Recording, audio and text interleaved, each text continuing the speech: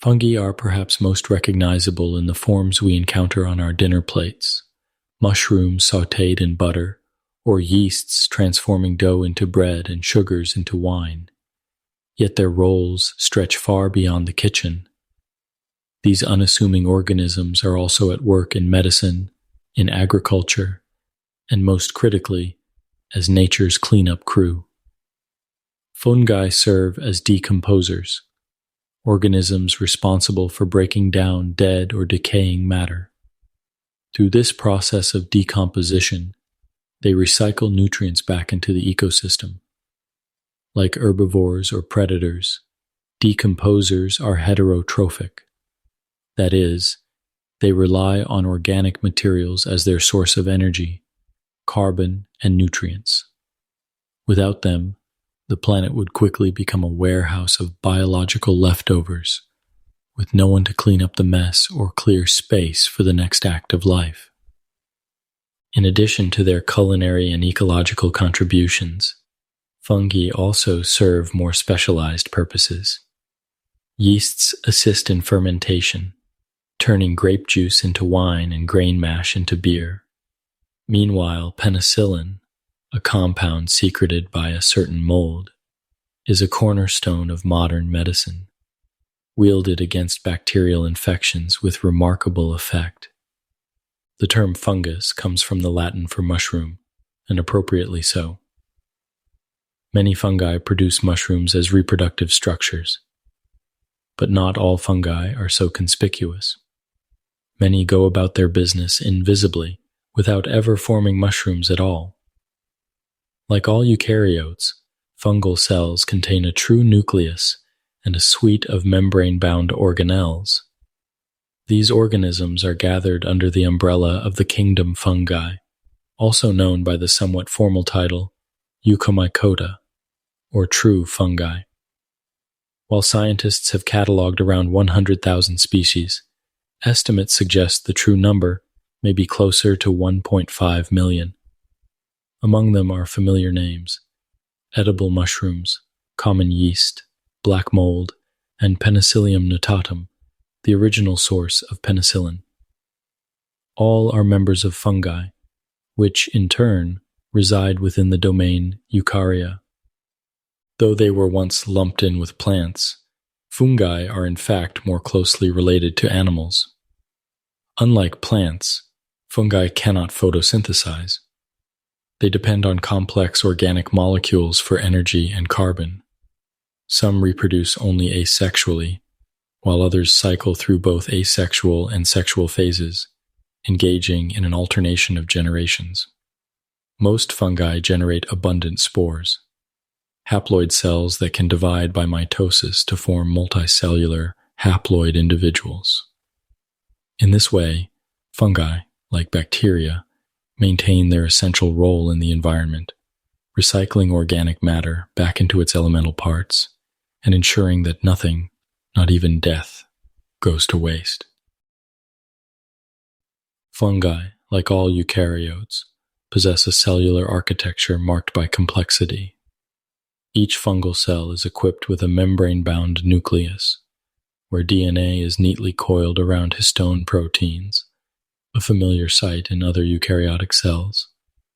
Some fungi also contain structures akin to bacterial plasmids, small loops of DNA, though the phenomenon of horizontal gene transfer, so common in bacteria, is a rarity here.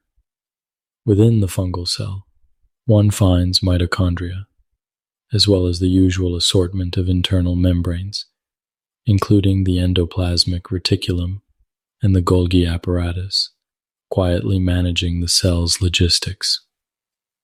Absent from this cellular ensemble are chloroplasts and chlorophyll, features of the plant kingdom. Instead, fungi often exhibit vibrant colors, courtesy of other pigments, which span a range from red to green to black. The famously toxic Amanita muscaria, or fly agaric, stands out with its bright red cap speckled with white. These pigments, embedded in the cell wall, aren't just decorative. They offer protection from ultraviolet radiation, and in some cases, come with a side of toxicity. The fungal cell wall, like that of plants, is thick and robust, but its composition differs. Here, structural integrity is provided by chitin and glucans, complex polysaccharides that confer rigidity. Chitin is also found in the exoskeletons of insects, offering a curious overlap between organisms that otherwise couldn't be more different. This wall guards the cell against dehydration and predation. Meanwhile, the plasma membrane resembles that of other eukaryotes, though with a notable substitution. Where animals have cholesterol, fungi rely on ergosterol to maintain membrane stability. As a rule, fungi are non-motile. The only exception is in the primitive chytrids, whose gametes produce flagella. Though fungi are often imagined thriving in moist, shaded woodlands, and they do, they are far from limited to such environments. Their ecological footprint stretches from the ocean to human skin. Chytrids, for example, prefer aquatic habitats. In contrast, Coccidioides immitis, a fungus responsible for a form of pneumonia, prospers in the arid, sandy soils of the American Southwest. Some species even parasitize coral reefs beneath the sea. Still, the damp and detritus-laden forest floor remains their most familiar haunt. In these rich, decomposing layers of organic matter, fungi fulfill their essential role as decomposers and nutrient recyclers, supporting life across all other kingdoms, by ensuring that nothing useful goes unused for long. Like animals, fungi are heterotrophs. This means they rely on complex organic compounds for carbon, rather than pulling it out of the air like plants or certain bacteria. They're also not in the business of nitrogen fixation. They get their nitrogen prepackaged from their surroundings. But unlike most animals, which politely ingest their food before digesting it, fungi flip the script. They digest first, then ingest. Exoenzymes are secreted out through their hyphae, breaking down nearby nutrients. Only once the food is sufficiently decomposed into smaller molecules do they absorb it through the extensive surface area of their mycelium. Fungi, like animals, store their carbohydrates as glycogen rather than starch. Most fungi are saprobes, organisms that dine on the dead. They specialize in extracting nutrients from decaying organic matter, particularly plant debris. Their exoenzymes break down tough, insoluble materials such as cellulose and lignin into digestible glucose. As they do this, they liberate carbon, nitrogen, and other elements into the environment, making them crucial players in ecological nutrient cycling. Their metabolic talents also position them as candidates for bioremediation. Some fungi can degrade pollutants like diesel oil and polycyclic aromatic hydrocarbons, while others can sequester heavy metals such as cadmium and lead. Not all fungi are content with dead matter. Some are parasitic, infecting both plants and animals. Smut and Dutch elm disease strike plants. On the human side, there's athlete's foot and candidiasis, better known as thrush. In nitrogen-poor environments, some fungi become predators. Nematodes, small roundworms, are a common target. Members of the genus Arthrobotres trap these worms using structures like constricting rings hidden in their high-fall networks. When the nematode touches a ring, it swells shut, locking it in place. The fungus then sends in specialized hyphae, called haustoria, to pierce the worm's tissues, release digestive enzymes, and absorb the resulting nutrients.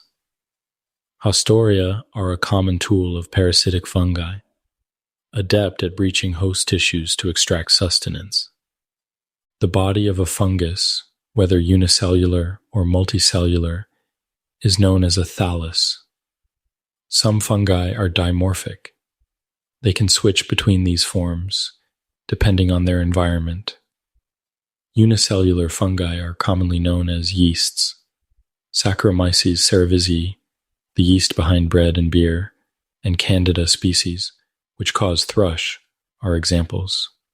Candida albicans resembles coccus-shaped bacteria in appearance, but is unmistakably eukaryotic, with a defined nucleus.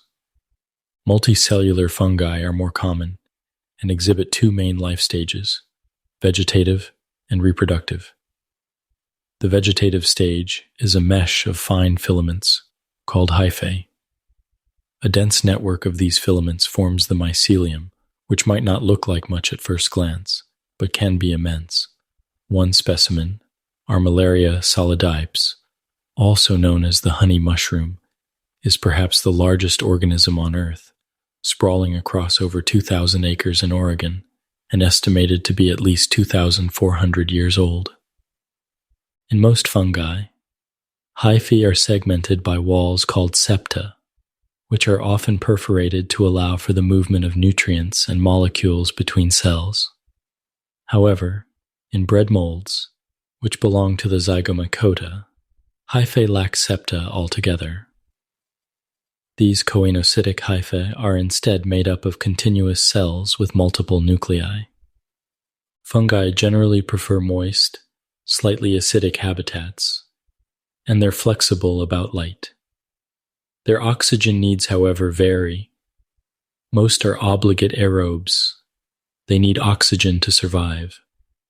Others, like the chytrids found in the stomachs of cattle, are obligate anaerobes and will die if exposed to oxygen. Yeasts split the difference as facultative anaerobes. They thrive with oxygen, but can shift to anaerobic metabolism when oxygen is scarce, producing alcohol in the process, a feature gratefully harnessed in the making of wine and beer. Fungi reproduce in two principal ways, sexually and asexually. Those known as perfect fungi engage in both modes, while imperfect fungi limit themselves to asexual reproduction, relying entirely on mitosis. In either case, the result is the production of spores. These spores are the fungal equivalent of dandelion fluff or backpackers. Designed for travel, they float on the wind or hitch rides on animals. Being lighter and smaller than plant seeds, fungal spores are built for dispersal. Take, for example, the giant puffball mushroom, which upon reaching maturity bursts open and releases trillions of spores into the air. The sheer quantity increases the odds that at least a few will find themselves somewhere conducive to fungal growth. Asexual reproduction in fungi can occur through fragmentation, budding, or spore formation. In fragmentation, bits of hyphae break off and grow into new colonies. Yeasts, on the other hand, reproduce by budding. A small bulge forms on the parent cell, the nucleus divides through mitosis, and eventually the bud detaches. This is seen in histoplasma, a fungus that primarily infects the lungs but can spread more widely, causing histoplasmosis, a disease that can be fatal. The most prevalent method of asexual reproduction, however, is through the formation of spores. These asexual spores are clonal. They arise from a single parent via mitosis and are genetically identical to it. Spores may form externally on the thallus or be enclosed within a structure called a sporangium. Asexual spores vary. Conidiospores form at the tips or sides of hyphae and may be single-celled or multicellular. Other spores arise from hyphal fragmentation, sometimes shielded by a protective wall. Some bud directly off the parent. Sporangiospores, as the name suggests, are formed inside a sporangium. Sexual reproduction, in contrast, introduces genetic variation and often arises in response to environmental stress.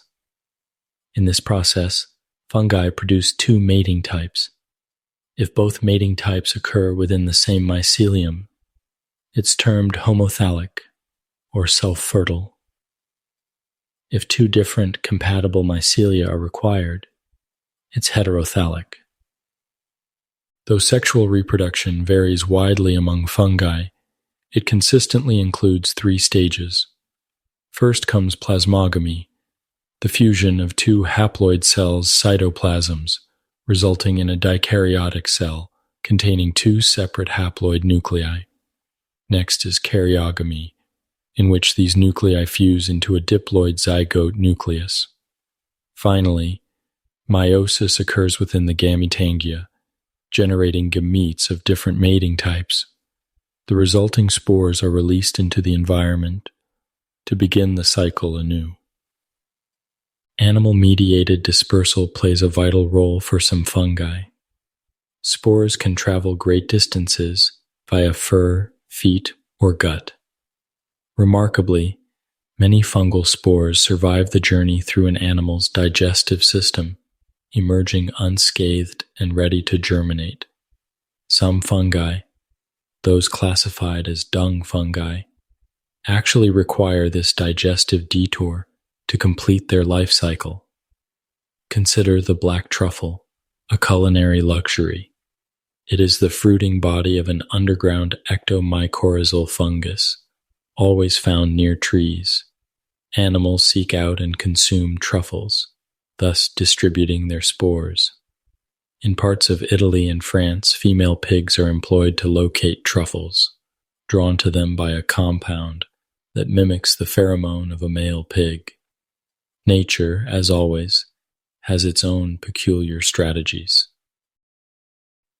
The kingdom fungi is organized into 5 primary phyla, each categorized according to its method of sexual reproduction or supported by molecular data. Fungi that lack a known sexual cycle, though often unrelated, are temporarily grouped into a 6th, informal category known as a form phylum. This classification isn't without controversy, as not all mycologists agree on its validity. Developments in molecular biology, particularly in sequencing 18S-RNA, continue to reshape the understanding of fungal relationships.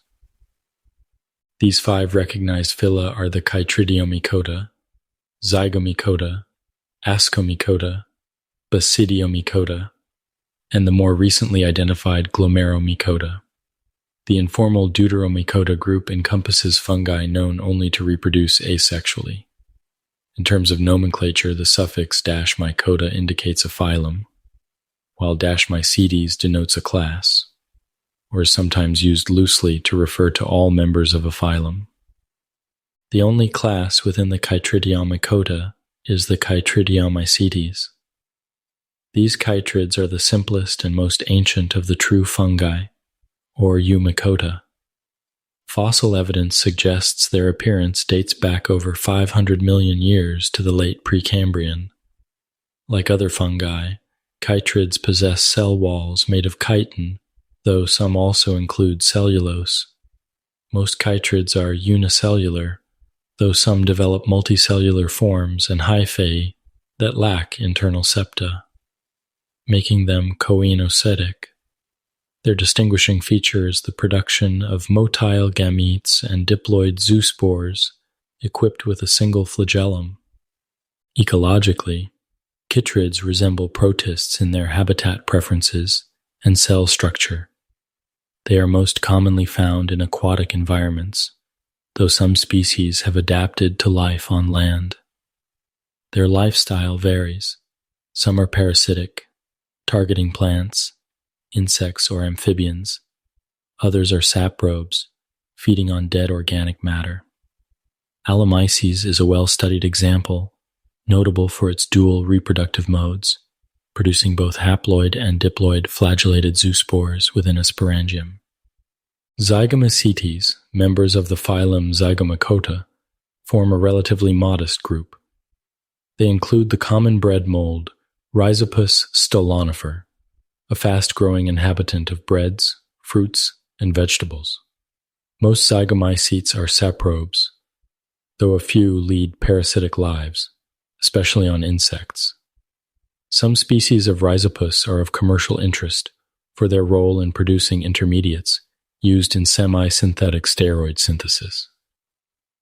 Their vegetative bodies consist of coenocytic hyphae with haploid nuclei. Asexually, they reproduce by generating sporangiospores. The black tips often seen on moldy bread are swollen sporangia filled with these spores. When these spores land in a suitable environment, they germinate and grow into a new mycelium. Sexual reproduction is reserved for harsher times. When two compatible mating types, labeled plus and minus, come into contact, their hyphae form gametangia that fuse. This leads to karyogamy and the formation of zygospores. These diploid structures are encased in thick walls, offering protection from desiccation and other threats. Dormant until conditions improve, the zygospore eventually undergoes meiosis and releases haploid spores, initiating a new growth cycle. This process, known as conjugation, gives the zygomicota their nickname, the conjugated fungi. The largest group of known fungi falls under the phylum Ascomycota. These fungi are distinguished by the ascus, a sac-like structure that produces haploid ascospores. Many members of this group are economically significant. Yeasts used in baking and brewing, gourmet fungi like truffles and morels, and Aspergillus oryzae, used in sock production, all belong here. Not all ascomycetes are beneficial. Some are parasitic, affecting both plants and animals, including humans. For example, fungal pneumonia is a serious concern for individuals with weakened immune systems. Ascomycetes not only directly damage crops, they also generate toxic secondary compounds that render the produce inedible. Filamentous ascomycetes have hyphae divided by perforated septa that allow cytoplasm to flow between cells. However, the septa that isolate conidia and acei, structures for asexual and sexual reproduction respectively, are blocked and non-perforated.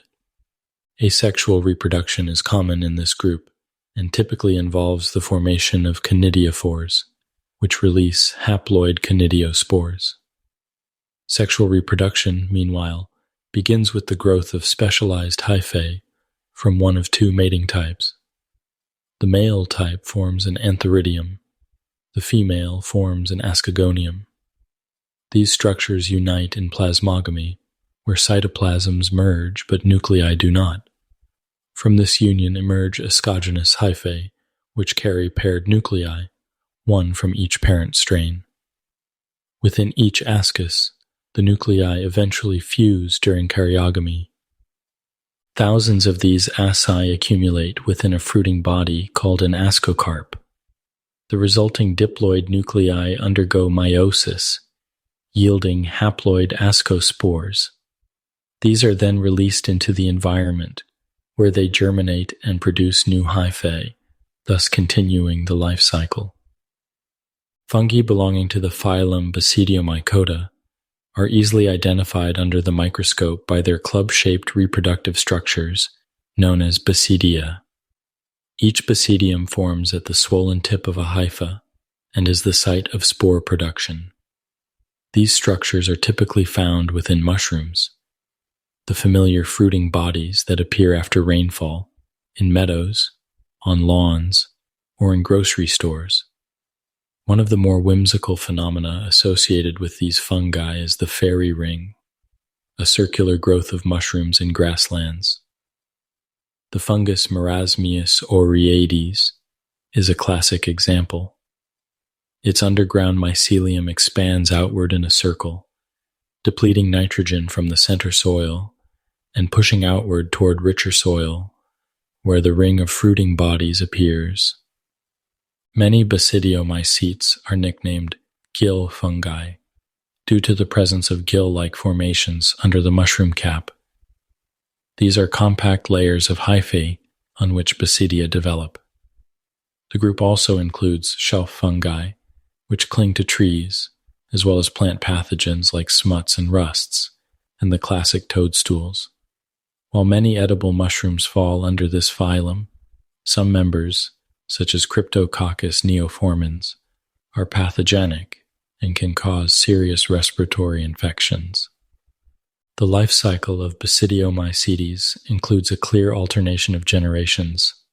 Unlike some other fungi, Basidiomycetes generally reproduce sexually rather than asexually. The basidium is the focal point of sexual reproduction.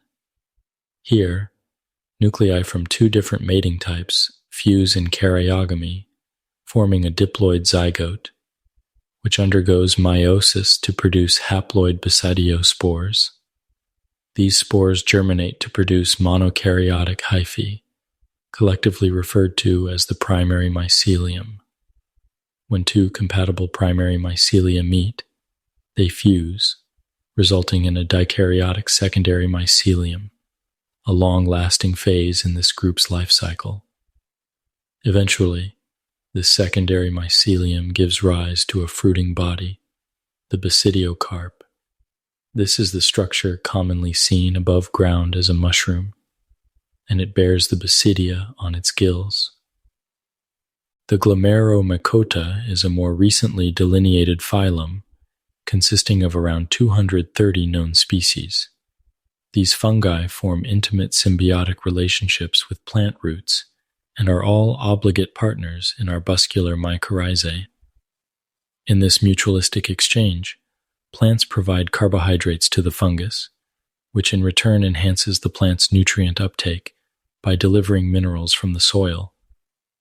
Fossil evidence supports a long coevolutionary history between these fungi and land plants.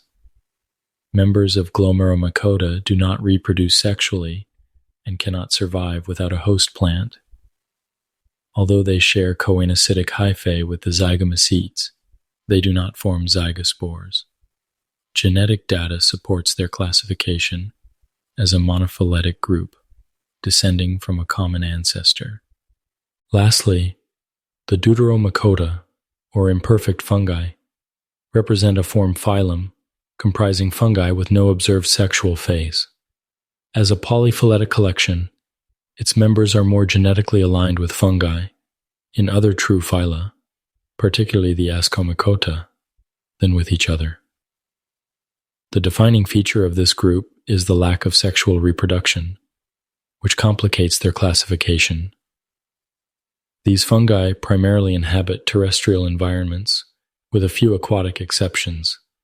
They often form fuzzy, visible mycelia and are colloquially referred to as molds. Molecular studies have already reassigned some species, such as certain strains of Aspergillus, to the Ascomycota. Imperfect fungi reproduce solely by asexual means, typically producing conidiospores.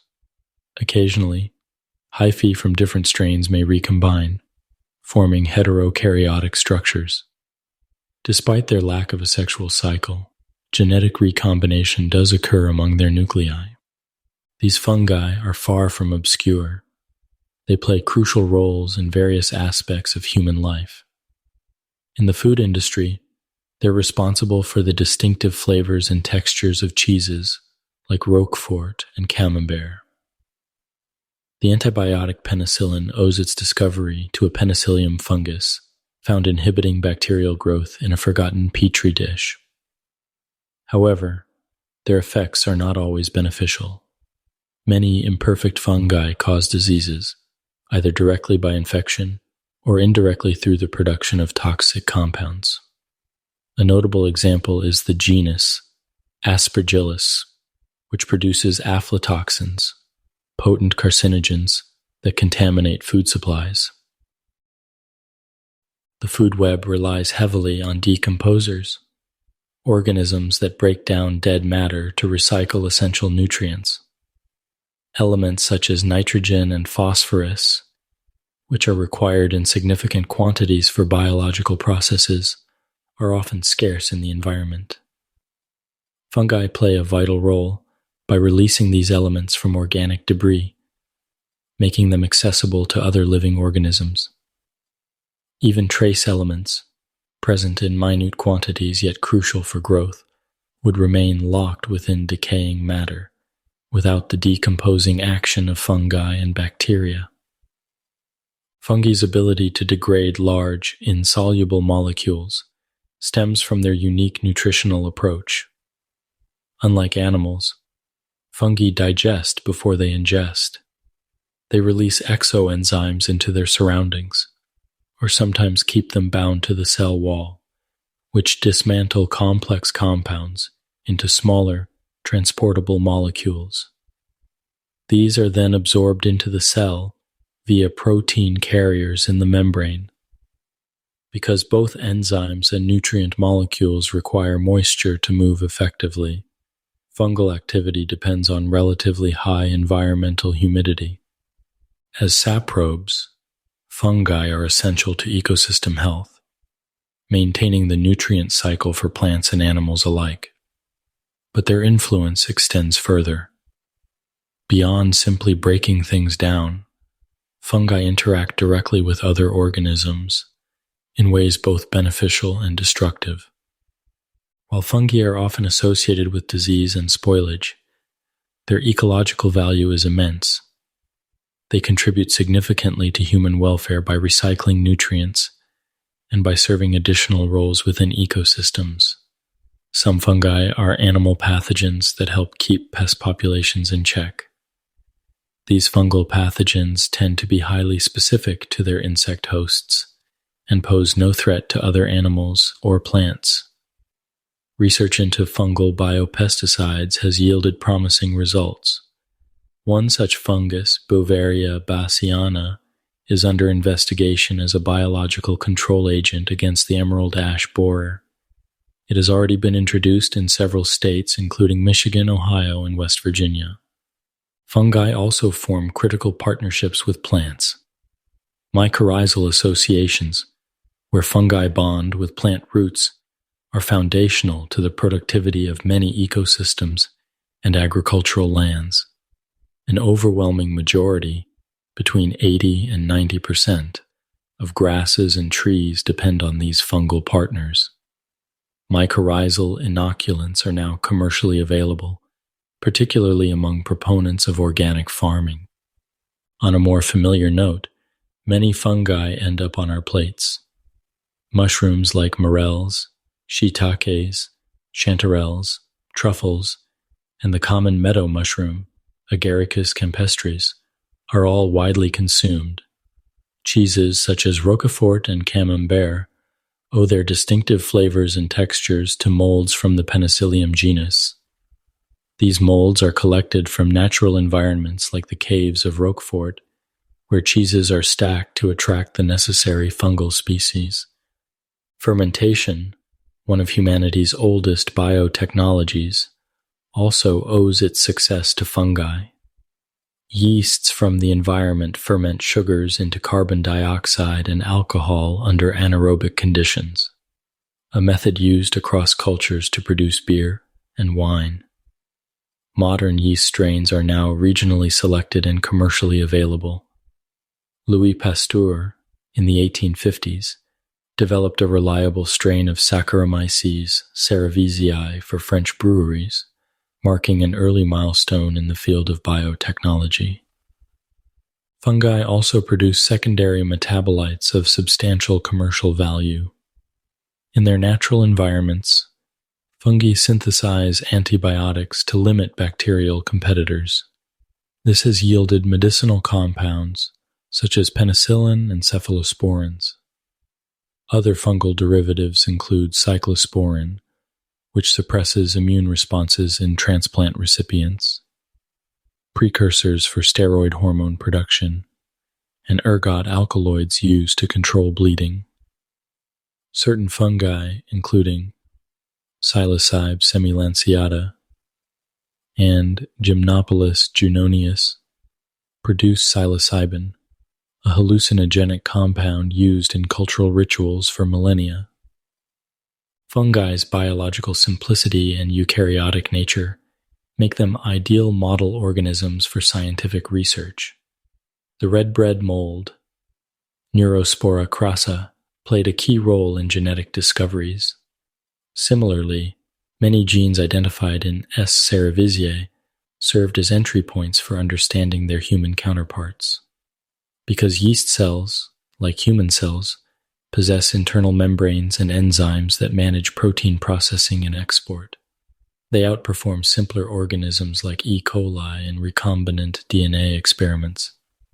Yet like bacteria, yeasts grow quickly, are easy to manipulate genetically, and thrive in laboratory culture, making them indispensable tools in molecular biology. Symbiosis refers to the ecological interaction between two organisms that live in close association. The term is neutral with respect to benefit or harm. When both organisms benefit, the relationship is mutualistic, and fungi are expert participants in mutualistic associations with cyanobacteria, algae, plants, and animals.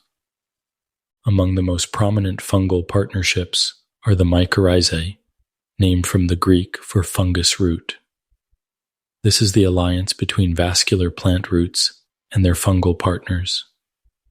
Between 80 and 90% of all plant species have such fungal collaborators. In this exchange, fungal mycelia extend their network into the soil, vastly increasing the plant's access to water and minerals. In return, the fungus receives carbohydrates produced through photosynthesis. Mycorrhizae come in several forms.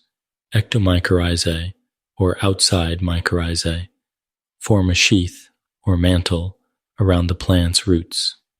A network of hyphae, known as the Hardig net, penetrates between root cells but not into them. The fungal partners here may be ascomycetes, basidiomycetes, or zygomycetes. Another type, arbuscular mycorrhizae, also called endomycorrhizae, involve glomeromycete fungi that form tree-like arbuscules within root cells. These structures are the primary site of metabolic exchange. Orchids present a special case.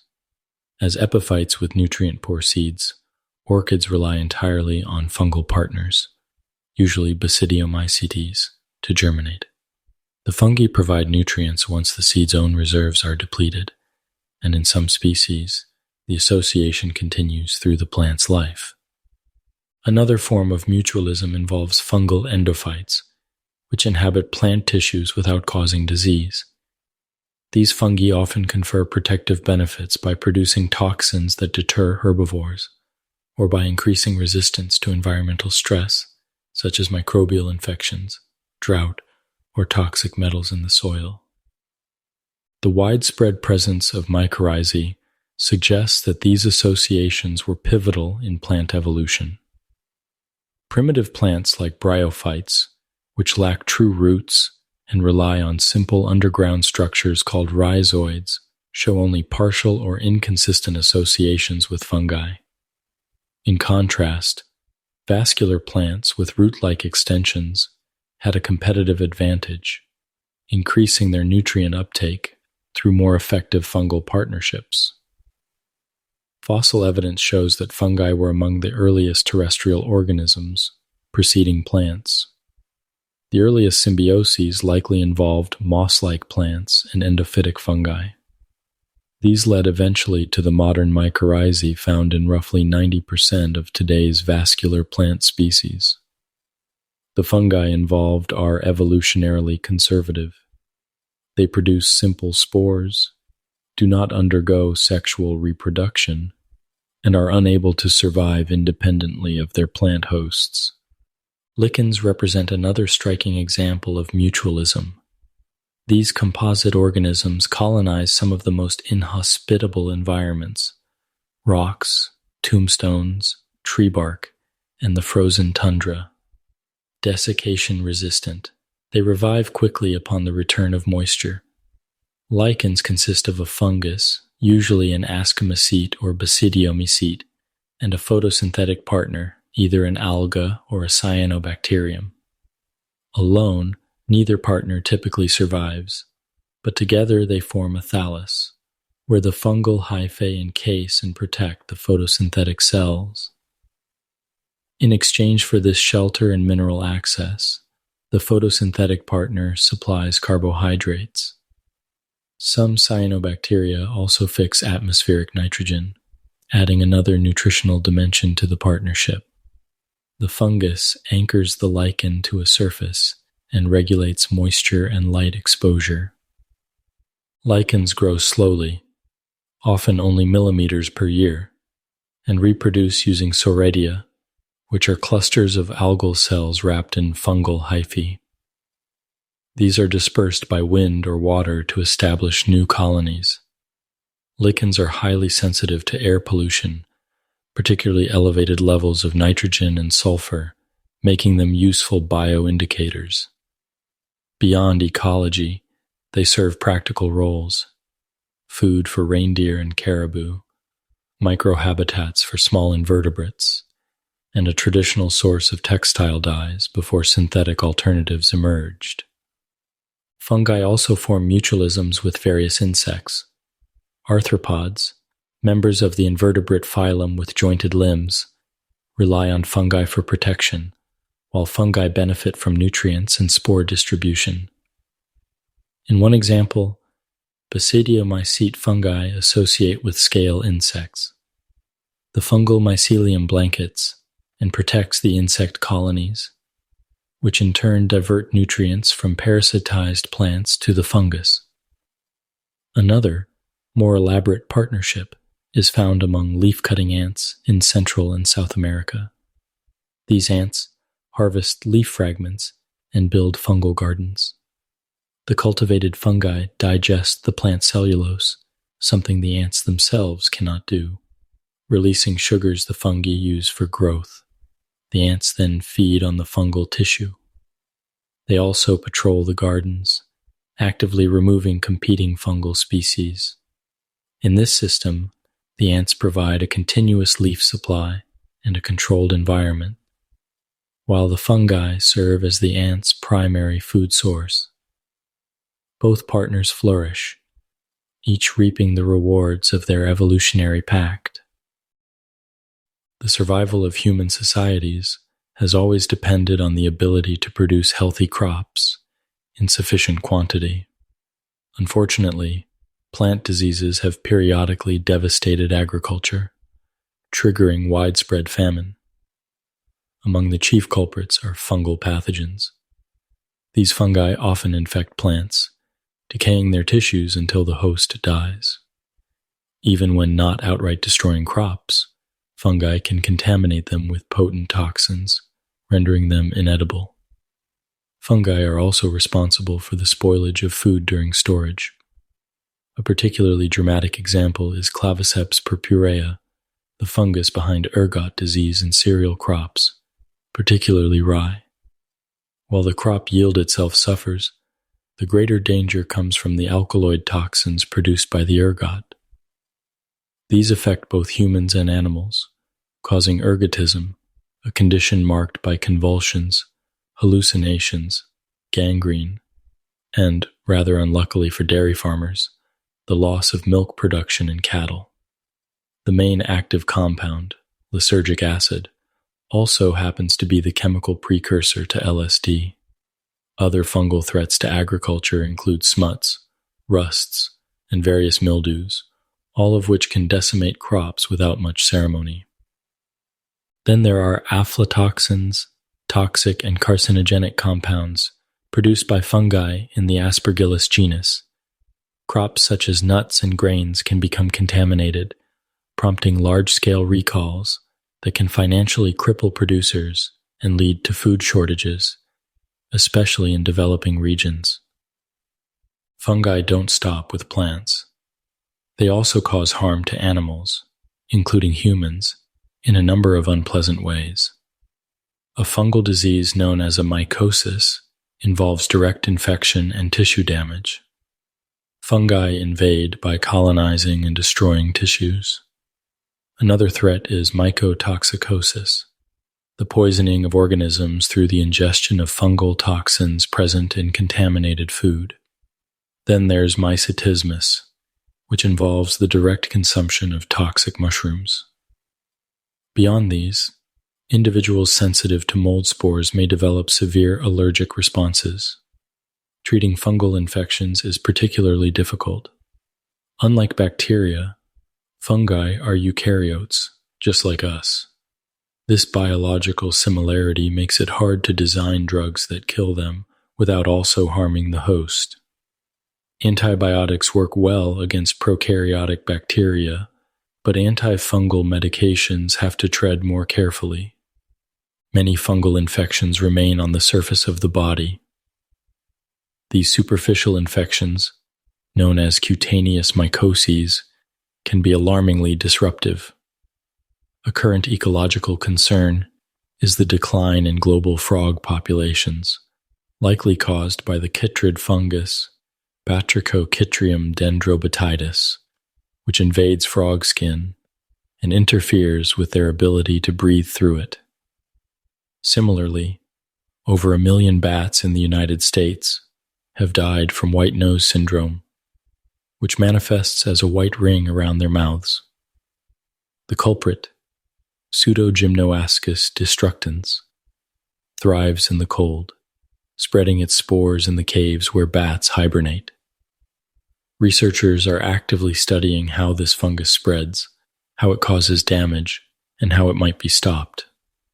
The fungi responsible for superficial infections of the epidermis, hair, and nails rarely invade deeper tissue.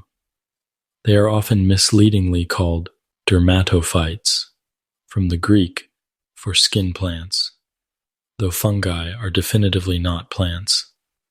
These infections, known colloquially as ringworm, leave red circular marks on the skin. They work by secreting enzymes that digest keratin, the tough protein in skin, hair, and nails. This group of conditions includes athlete's foot and jock itch. Annoying, but usually resolved with over-the-counter antifungal creams. Stubborn cases may require oral medication. Systemic mycoses, by contrast, are far more serious. These infections reach internal organs, usually via inhalation. For instance, coccidioidomycosis, commonly called valley fever, is endemic to the dusty regions of the southwestern United States. Once inhaled, fungal spores lodge in the lungs and produce symptoms similar to tuberculosis. Another example, histoplasmosis, is caused by Histoplasma capsulatum, a dimorphic fungus. It primarily causes respiratory issues, though in rare cases, it can inflame the membranes of the brain and spinal cord. These conditions typically require antifungal drugs, which unfortunately tend to come with harsh side effects. Opportunistic mycoses are caused by fungi that are commonly present in the environment, or even as part of our own microbiota. These infections usually strike when the immune system is compromised. For example, patients with advanced AIDS are particularly vulnerable.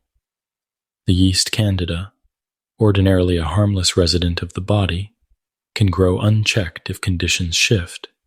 If the pH changes, immune defenses drop, or competing bacteria are killed off. The result may be infections such as vaginal candidiasis or oral thrush. Mycetismus, once again, deserves special mention. Poisoning from eating wild mushrooms causes numerous fatalities each year during foraging season. The difficulty lies in the uncanny resemblance between some edible mushrooms and their highly toxic cousins. Hence the time-worn but wise observation: there are bold mushroom pickers and old mushroom pickers, but rarely both. Fungal infections can be treated, and antifungal medications often save lives. Yet the fungi have begun to fight back. Some strains no longer respond to these treatments, a phenomenon known as antifungal resistance. One major concern is invasive infections caused by Candida species that no longer succumb to standard medications. While antibiotic resistance in bacteria has become a household term, antifungal resistance remains less widely understood, despite its growing public health implications. Invasive fungal infections are not only widespread in healthcare settings, but they also come with a heavy price, both in human lives and economic burden. Among these, Candida takes center stage as the leading cause of healthcare-associated bloodstream infections in the United States. Each episode of candidemia, as the infection is called, adds an estimated 3 to 13 days to a hospital stay and racks up anywhere between $6,000 and $29,000 in extra healthcare costs. Quite an expensive guest.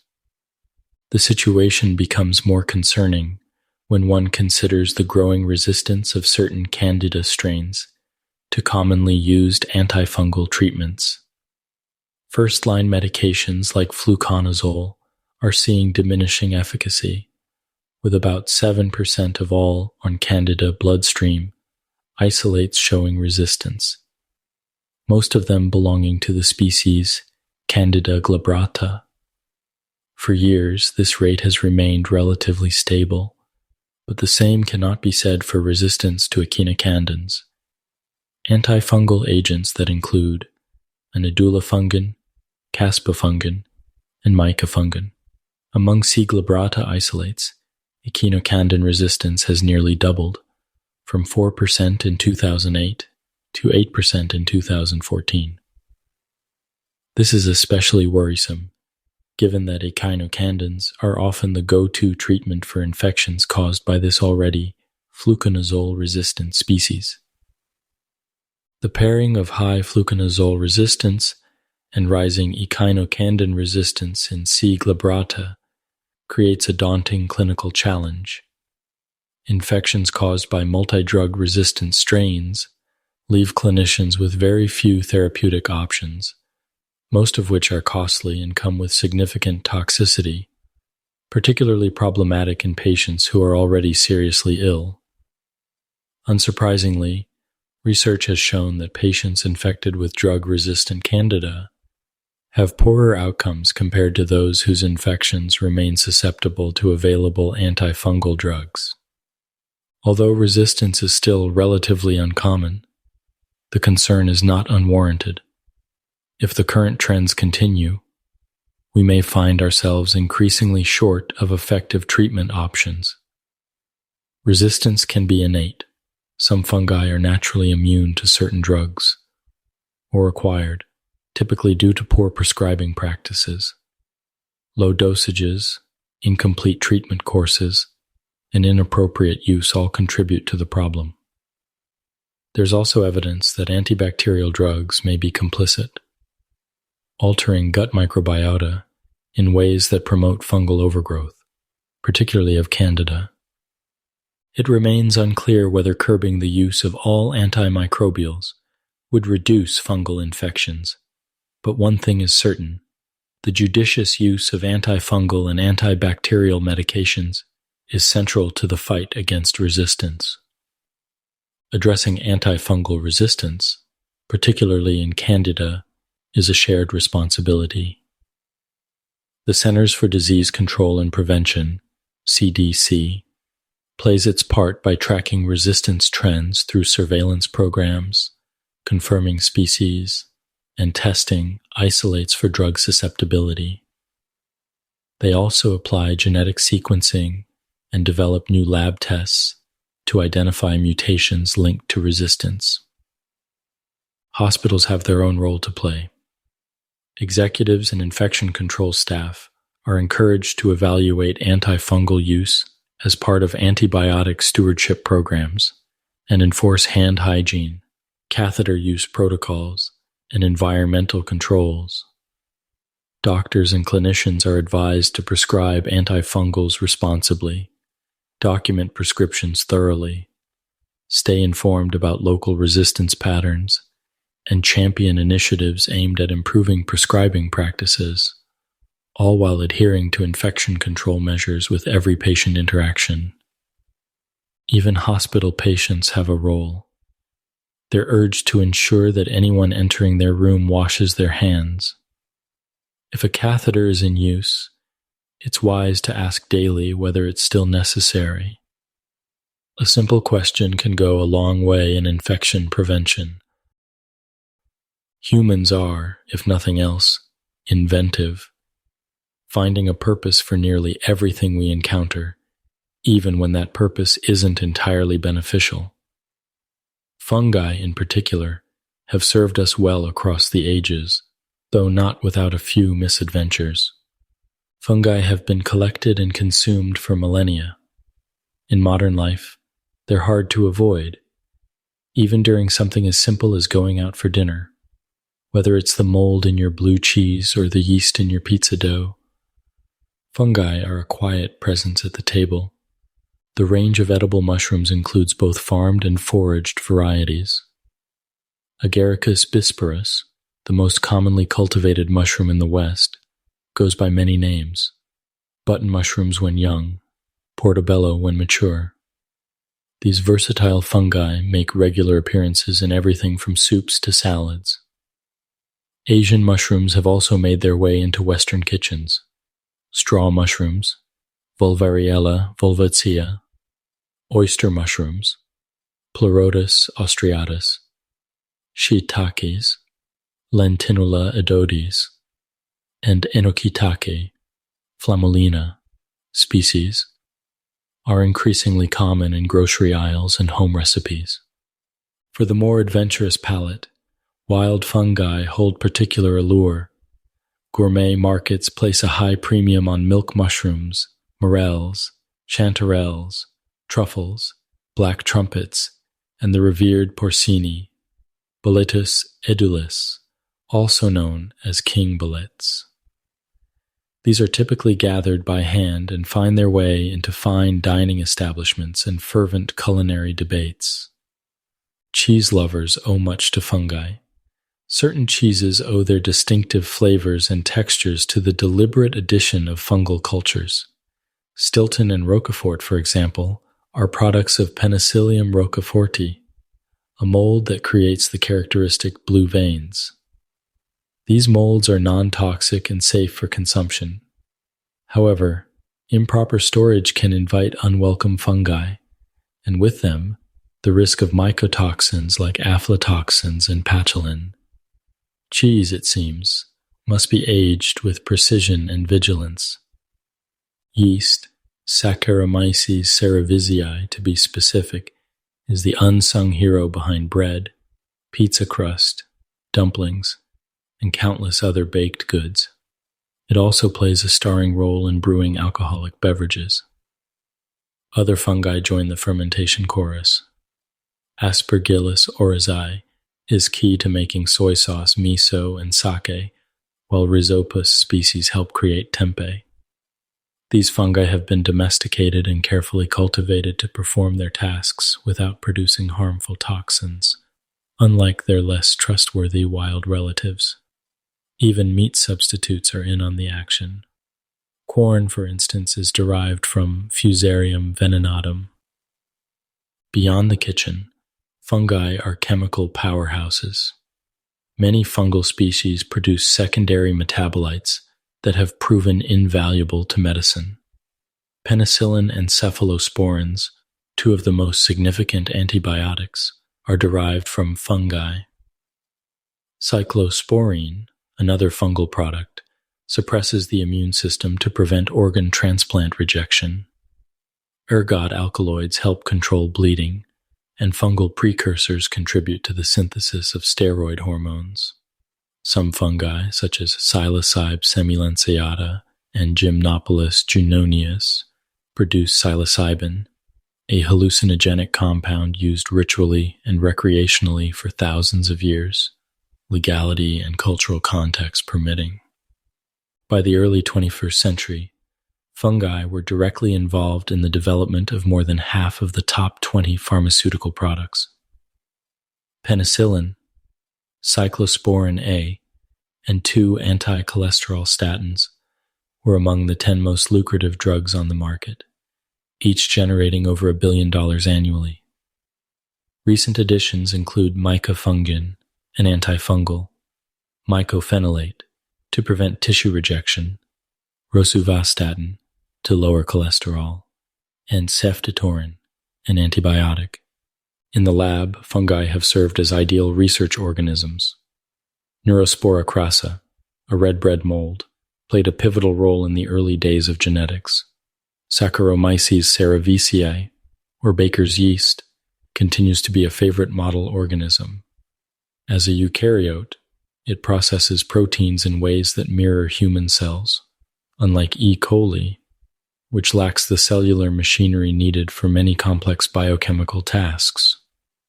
Yeast grows quickly, is easy to manipulate genetically, and offers a practical stand-in for more complex systems in molecular biology. While most are familiar with fungi's culinary and pharmaceutical roles, their potential as a source of biofuel is a more recent development. Yeasts have long been used to produce ethanol, a fuel commonly blended with gasoline, especially in countries like Brazil, where it's as normal to fill up with ethanol as it is with regular gasoline. A newer concept is mycodiesel, a fungal biofuel. Research led by Gary Strobel has identified a species of Hypoxylon nodulosporium, a fungus that lives inside plants, which produces cineol and various cyclohexane compounds, both of which are found in petroleum and volcanic gases. Cineol is particularly promising. When mixed with gasoline in a ratio of 8:1, it yields a fuel with an octane rating of 95, outperforming standard American gasoline. Though still in early stages, the idea of using fungi to generate sustainable fuel could offer an eco-friendly alternative to fossil fuels. The solution to our energy woes may be quietly growing in the forest, or even in your compost bin. Despite their long-standing use, fungi were poorly understood until the 20th century. They were long misclassified as plants, due in part to their stationary lifestyle and similar morphology, stem-like structures above ground and root-like mycelia below. Their nutritional habits, however, remained a mystery.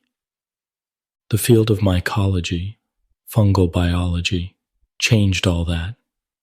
Fossil records suggest fungi first emerged in the Precambrian era, roughly 450 million years ago. Today, molecular studies confirm that fungi are more closely related to animals than plants. They are not a single evolutionary lineage, but a polyphyletic group, organisms that share characteristics, not ancestry. A reminder that appearances, even fungal ones, can be deceiving.